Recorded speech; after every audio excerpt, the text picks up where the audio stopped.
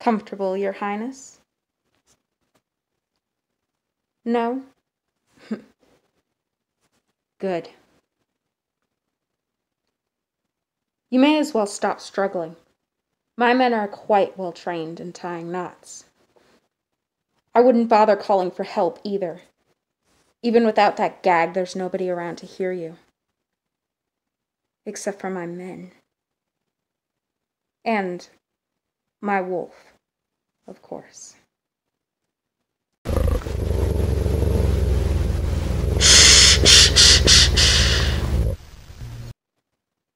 Easy now, Moonlight. It's not time for dinner just yet. However, if our guest doesn't mind his manners, that might change. Oh, that got your attention, didn't it? Glad to see that you aren't incompetent. Though your behavior these past few months might suggest otherwise.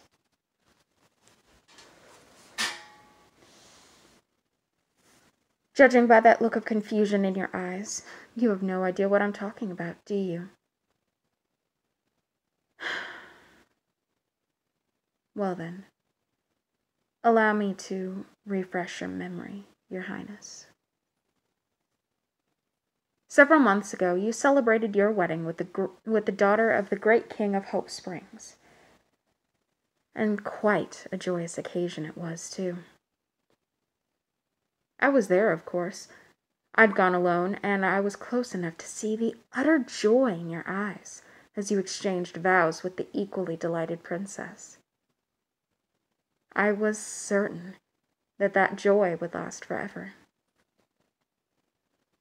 But as the months passed, an army of rumors started to grow, faster than weeds in a beautiful garden.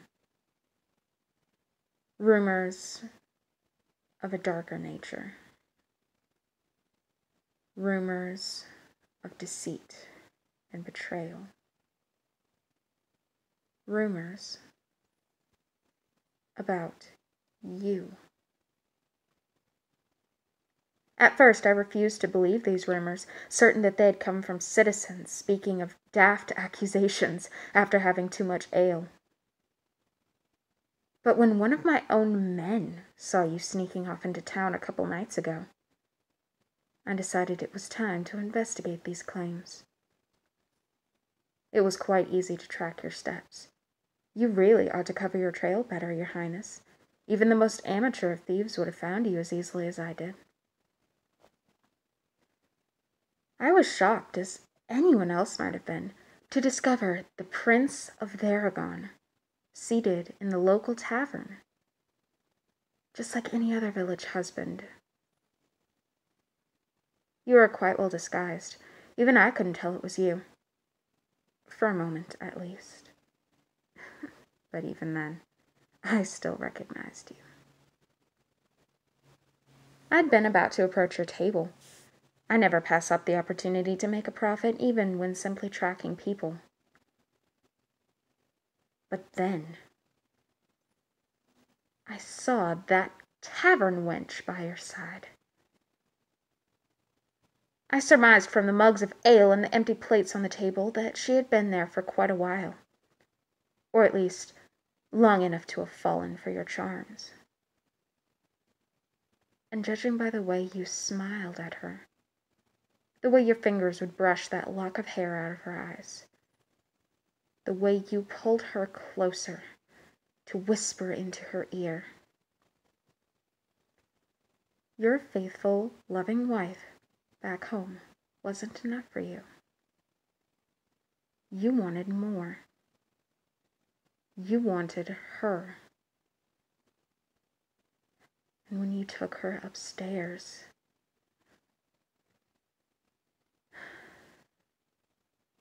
it broke my heart. In those actions, you completely lost my respect, my trust, even my love.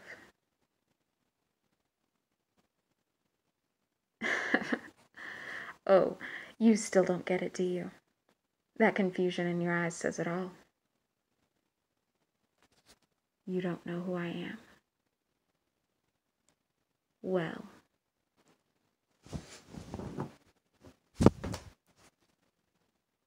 How about now, my darling?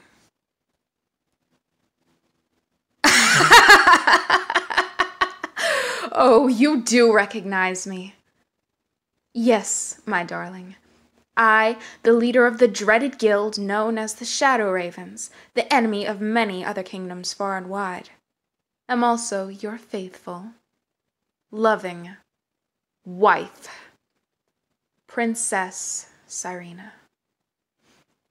Yes, I discovered your little secret, as well as the many, many other girls you've been visiting every night for 6 months. Hush now. You don't get to speak this time. Besides, why should I trust anything you have to say? You have been lying to me for 6 months! Oh, don't give me that accusatory look. If you think I've been lying to you about being the leader of this group, you're wrong. I've been quite transparent about my doings. It's not my fault you've been too blind to see what was right in front of your nose. Besides, I've been running this group through my second-in-command, a Manakee, since the moment our engagement was announced, and I only started visiting them again when I was informed of your actions. I told you before, I'd dismissed these rumors as accusations from a bunch of sots that couldn't keep their mouths shut in a tavern. However, a Manakee has never lied to me about anything. And then, I saw your actions for myself. Was I truly not enough for you, my darling? That you had to go sneaking around with tavern wenches, merchants' daughters, and other such maidens? Did our vows of forever mean nothing to you at all? I gave you everything of me. And yet, you still wanted more.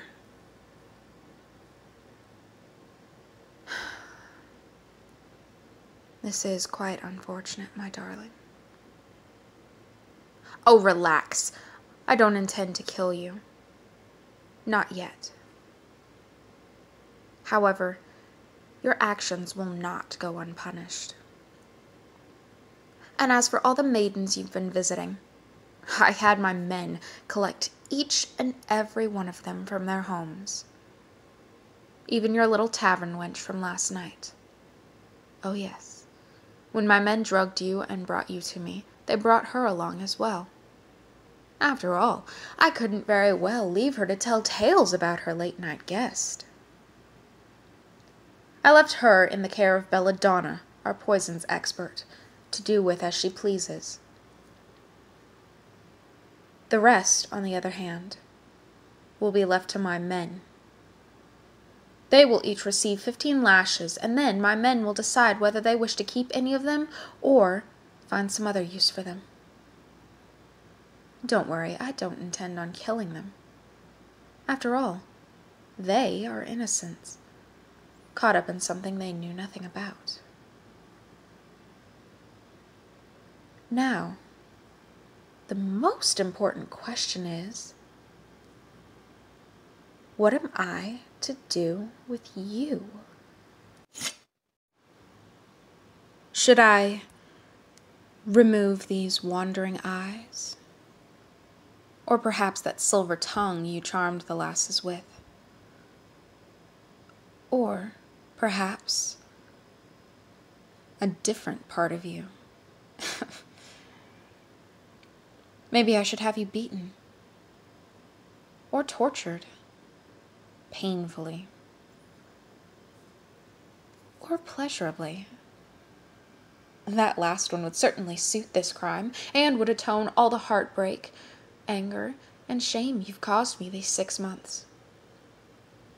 And after I'm done making you suffer through every bit of anguish you caused me, when you're begging me to end you, then I might grant you that last mercy.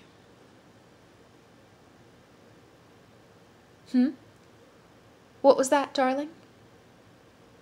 Are you trying to apologize? Oh, I can imagine that you are sorry for this. But not nearly as sorry as you will be. See, there's an old saying that you seem to have forgotten. Hell hath no fury like a woman scorned. Well, darling, you certainly have scorned me. Now, it's time for you to face my fury.